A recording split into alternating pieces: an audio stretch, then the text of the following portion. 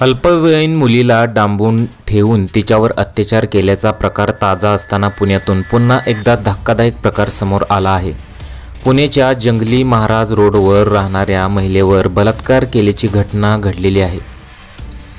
Deccan PMT bus stop समोर रात्री 2च्या सुमारास ही घटना घडली। या प्रकरणी पोलिसांनी कारवाई केली आहे।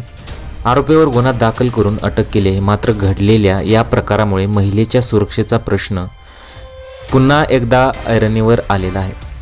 पुण्यात डेक्कन हा गजबजलेला परिसर आहे। या परिसरात अनेक रस्त्यावर फुगे वगैरे विकणारे लोक फुटपाथवर राहतात। डेक्कन बस स्टॉपच्या मागील फुटपाथवर राहणाऱ्या 30 वर्षीय महिलेसोबत हा प्रकार घडला।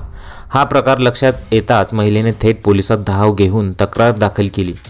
पोलिसांनी तक्रारवरून गोविंद रामा घारोळे या 32 वर्षीय आरोपीला अटक केली आहे। ही महिला रात्री PMT बस स्टॉप मागील फुटपाथवर झोपल्या होत्या। त्याचवेळी हा नराधम दारूच्या नशेत आला आणि महिलेसोबत जबरदस्तीने बलात्कार केला।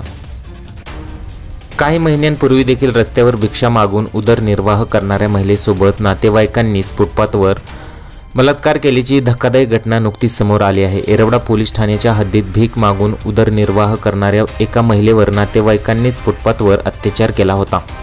पुण्यात हे नक्की काय चाललेलं आहे असा प्रश्न अनेक लोकांनी उपस्थित केलेला आहे। पुणे शहर हे पहिल्यासारखं राहिलेलं नाही अशा सुद्धा बऱ्याचशा कमेंट्स बऱ्याच लोकांनी केलेल्या आहेत।